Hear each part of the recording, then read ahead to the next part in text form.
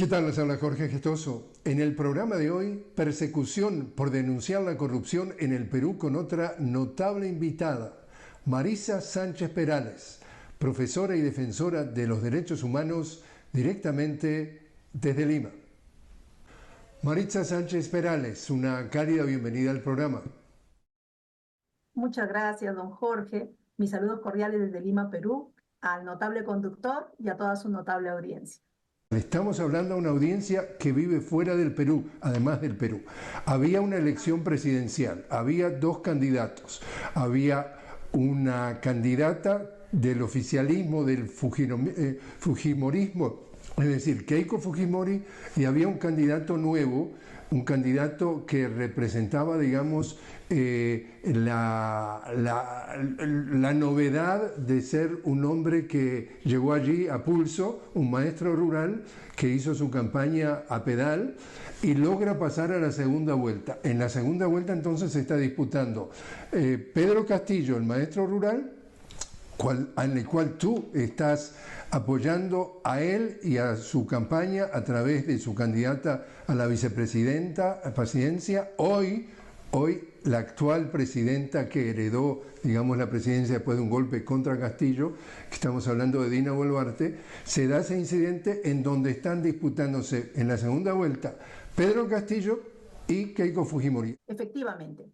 nosotros estábamos en un local de campaña acompañando a la candidata a la vicepresidencia por encargo del mismo candidato a presidente. Yo soy maestra, Pedro es mi colega y nos conocemos desde el año 2017 y trabajamos juntos impulsando la huelga magisterial histórica de ese entonces.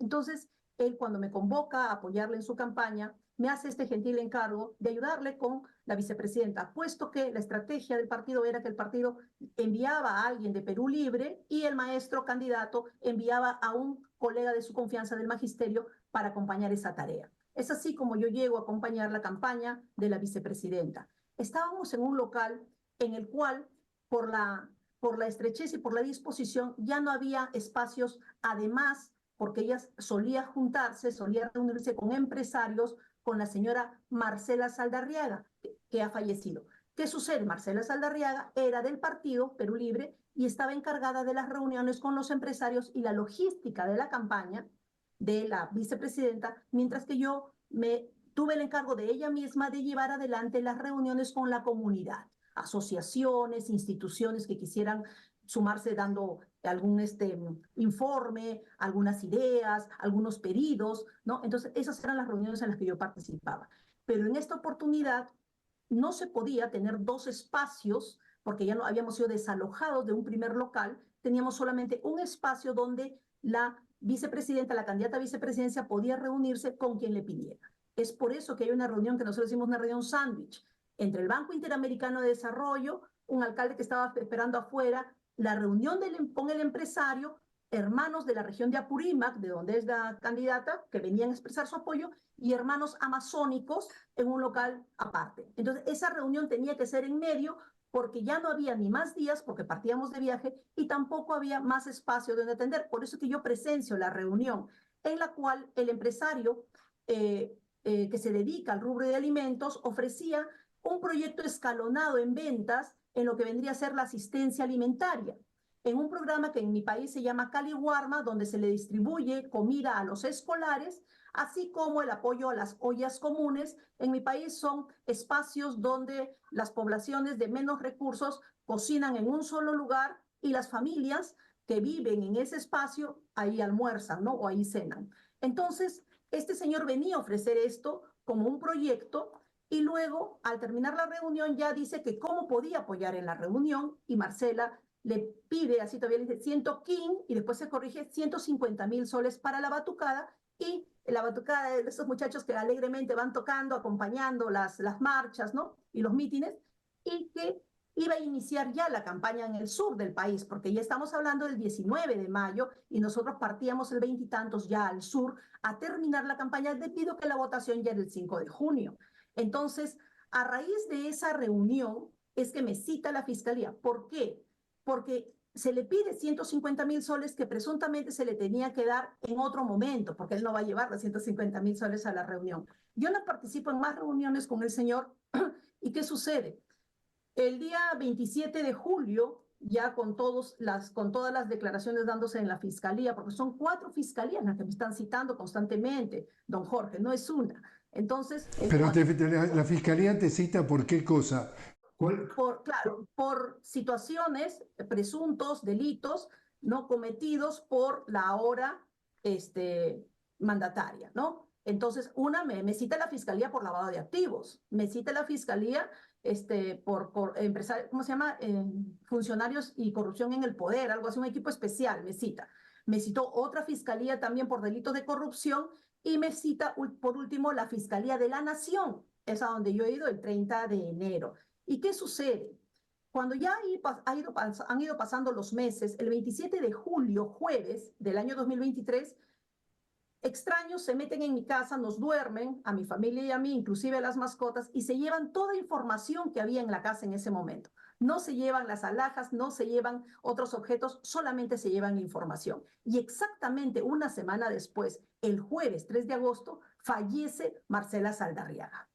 Ella tenía, si bien una enfermedad, ya nunca supimos que estaba tan grave, pero ella fallece y la incineran, o sea, imposibilitando cualquier posible futura investigación, porque nosotros tenemos un caso parecido del señor Fasabi, que llevó las agendas de Nadine, de la esposa del presidente Ollantumala, y el señor Fasabi aparece muerto, aparentemente por una pancreatitis, pero el cuerpo se conservó y el Congreso 3 años después pudo determinar en una comisión de investigación que el señor Fasabi fue en realidad envenenado. En este caso no hay otro cuerpo y tampoco hay otro testigo de la reunión. ¿Por qué? Porque el empresario niega la reunión, la mandataria niega la reunión y doña Marcela Saldarriaga ha fallecido. En este momento soy la única testigo viva que afirma que la reunión existió, pero que conservo todas las coordinaciones previas y posteriores a la reunión, así como que he tomado nota fiel de las palabras que dijo el empresario durante esa reunión y situaciones que usted puede corroborar y comprobar con el tiempo. Por ejemplo, él dijo que tenía 20 años de experiencia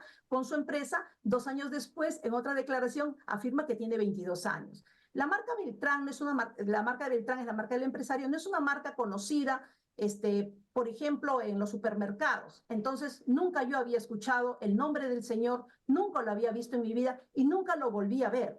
Inclusive en el cuaderno, en esta agenda quedan anotados hasta el caserío, o sea, el distrito, el pueblito, el pequeño lugar donde nació el empresario, su recorrido, o por ejemplo que tenía un proyecto de pollo enlatado, ¿no? Que le llamaba atún de pollo y que ahora se ha visto que en este programa, el año pasado nomás, se sustituye la leche que debían darle a los niños por este bendito pollo enlatado o atún de pollo. Cosas que van coincidiendo en este cuaderno amarillo, del cual también muchas veces han querido decir que no es auténtico o que yo he tomado nota quizás por un odio a la persona, ¿no? Cosas que son totalmente reprochables.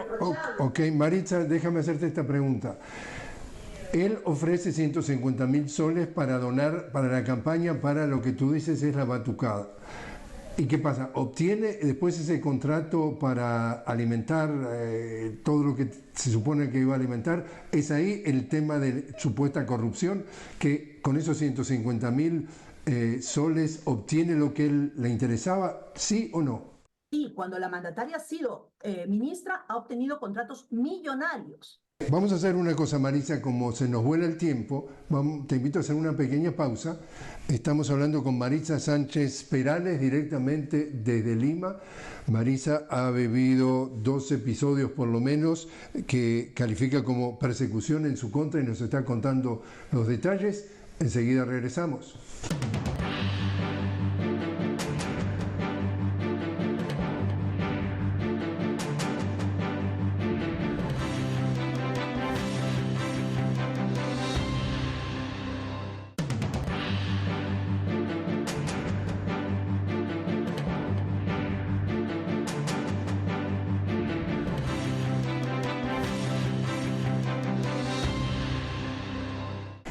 Seguimos hablando con Maritza Sánchez Perales directamente desde Lima.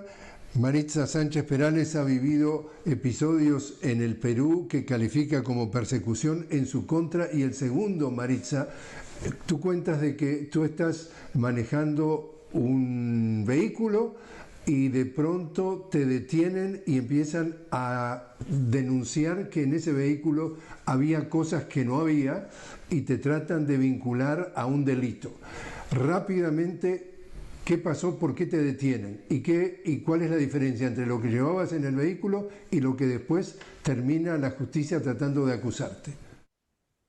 Bueno, don Jorge, el 31 de enero de 2023, dando en mi labor, tanto de defensora como de activista, estábamos ayudando a repartir alimentos.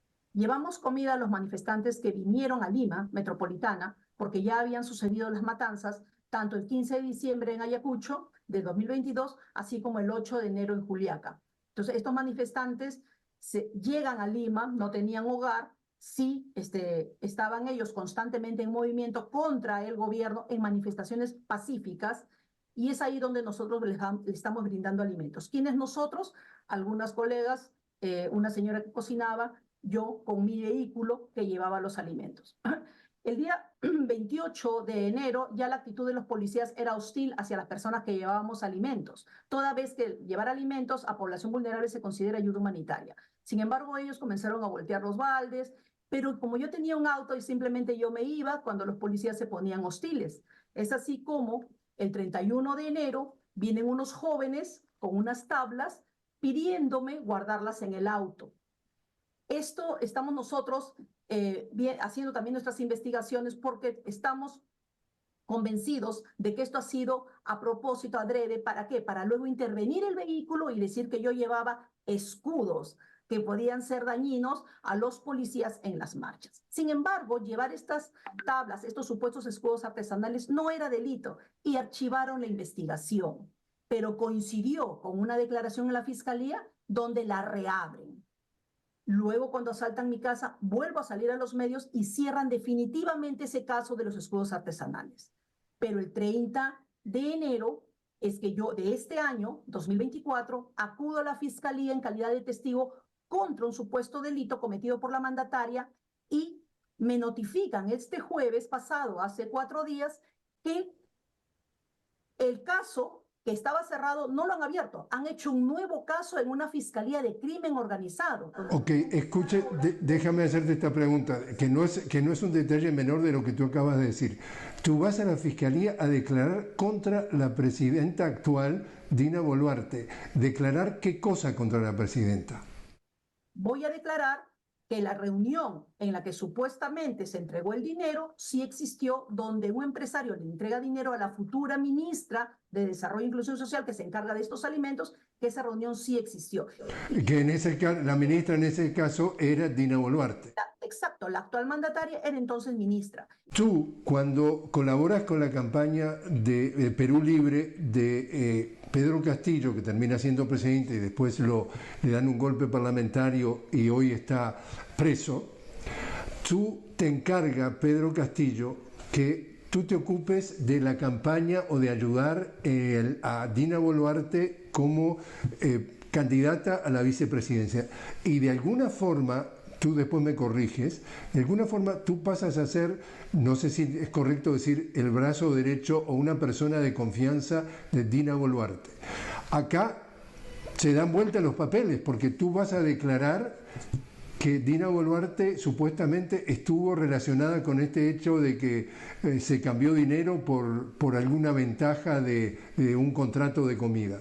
Entonces, quiero que me digas exactamente qué piensas tú de Dina Boluarte y si la persecución política que estamos hablando y denunciando es una persecución política liderada por la presidenta Dina Boluarte por justamente estar denunciando los trapos sucios que hubo antes de que llegara a la presidencia. ¿Es eso la esencia de la cosa acá? Don Jorge, así es. Yo pienso que esto tiene relación, que este acoso, esta persecución, esta criminalización y estigmatización tiene directa relación de mi calidad de testigo, ya en mi calidad de testigo de un acto de corrupción de la que es ahora presidenta de mi país. ¿Cómo lo están haciendo? A través de la fiscalía, que quizá no lleguen las noticias a ustedes, pero la fiscalía en este momento en mi país se ha convertido en un brazo político de ejecución del poder de turno. Y en ese sentido, ¿tú no te sientes que si te acusaran de actos o elementos o comportamiento que no es correcto, que la justicia en el Perú te da las garantías para que puedas probar tu inocencia, sino que de alguna forma estaría contaminada por el poder político? O sea que la justicia del Perú, ¿cómo la calificas hoy, bajo la presidencia de Dina Boluarte? Nosotros estamos en una crisis, don Jorge, de la democracia, en la cual el que necesita justicia no la alcanza, en la cual se criminaliza al inocente, como es mi caso, y en la cual las denuncias, las diversas denuncias, tanto a los familiares como a las personas cercanas a la presidenta que están cometiendo en este momento delitos y que se está probando, y las fiscalías no avanzan ni hacen nada para perseguirlos o para demostrar que están cometiendo estos delitos. Sin embargo, persiguen a las personas que, como yo, somos inocentes de esto. Igual con los manifestantes de ese entonces, tienen muchos, cientos de ellos tienen procesos penales abiertos y nadie les defiende, e inclusive les acusan de haber hecho cosas en fechas donde ellos no han estado en Lima, por ejemplo, ¿no? Entonces, eso es lo que está sucediendo en mi país, don Jorge. Sería bueno que vean esto. Se está gastando muchos millones en mejorar la imagen del gobierno de mi país. Sin embargo, en mi país se violan los derechos humanos a cada instante. En el caso particular también, para una audiencia que nos ve fuera del Perú, acá tenemos un candidato que se presenta en la última elección, como decíamos, un maestro rural humilde, Pedro Castillo, logra ganar, logra vencer al establishment, a todos los poderes y a su rival, Keiko Fujimori, hija de un ex presidente o de un ex dictador, Alberto Fujimori, que definitivamente pasó ya muchos años purgando delito de lesa humanidad. Le da un golpe de Estado express también el Congreso, que está bajo el control de la derecha. Este era un maestro rural con una agenda progresista y de alguna forma hay consenso entre todos los analistas que el poder en el Perú lo tiene el fujimorismo y que esta señora Dina Boluarte, que hereda la presidencia porque le dan el golpe a Castillo, se da vuelta y le da la espalda, digamos, a la agenda progresista de Castillo y se pone al servicio de la derecha o de la derecha y entre la derecha el fujimorismo y empieza a gobernar justamente con los intereses de la minoría, del 1%, de los grandes capitales, de los grandes intereses de la oligarquía. Hoy por hoy, entonces, el Perú está gobernado por el fujimorismo y esta señora Dina Boluarte es simplemente una ejecutora de esa agenda. Así es, don Jorge. Lo ha descrito perfectamente. Qué bien que esté enterado de lo que sucede en mi país. Así sucede. Ya salió el ex dictador Fujimori hace unos días a decir que el gobierno va hasta el 2026 porque ese es un acuerdo que ya tienen tanto con el fujimorismo como por el Congreso. Las instituciones han sido copadas. Ayer mismo la Junta Nacional de Justicia ya tiene la sentencia de muerte ya escrita. Entonces nosotros ya, todas las instituciones a donde podríamos voltear los ojos, porque cuando el Ejecutivo y el Legislativo se ponen de acuerdo para oprimir a la población y para ponerse así arbitrarios, es donde nosotros acudimos a las instituciones que administran justicia. Pero en este momento también están copadas, no tenemos a dónde voltear los ojos.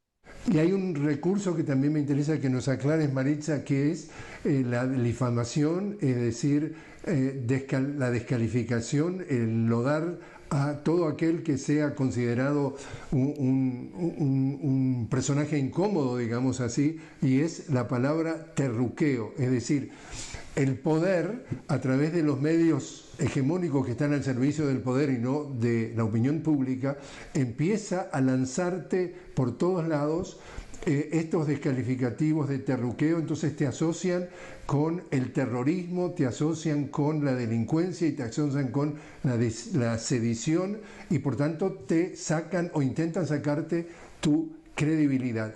¿Tú has sido víctima del terruqueo?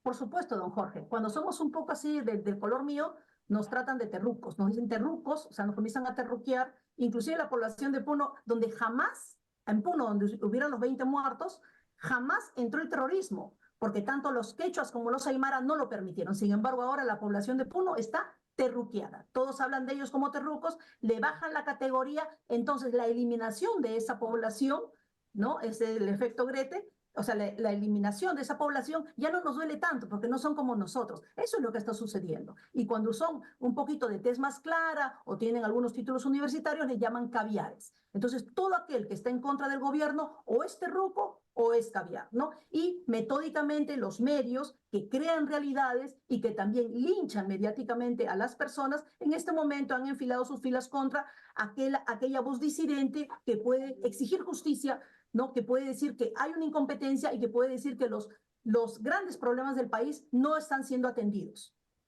Por último, entonces, Maritza, ¿te sientes segura que si tienes que enfrentar a la justicia cuentas con el respaldo, digamos, que establecido por la Constitución, que estás con todos tus derechos defendidos, o te sientes indefensa y hasta puedes considerar dejar el país antes de terminar tras las rejas, como han tratado con muchos, entre comillas, opositores? Bueno, en parte de este ajedrez en el cual me estoy viendo involucrada en este momento, es cierto. O sea, me arrinconan hasta el momento que yo ya he pensado en viajar fuera del país. Si viajo fuera del país, se quitan a la única testigo que podría decir que hubo una reunión donde se establece la relación, ¿no?, de un empresario que da un dinero para luego ser beneficiado millonariamente con su empresa. Entonces se desharían de esta única testigo, ¿no? Pero uno también tiene que considerarlo porque, como usted bien dice, no tenemos la garantía de disfrutar de la libertad porque solamente un fiscal que supone algo ya es capaz de meterte preso por largo tiempo. Así es. Maritza Sánchez Perales, muchísimas gracias por estar con nosotros. Abrazos a todos. Gracias, don Jorge.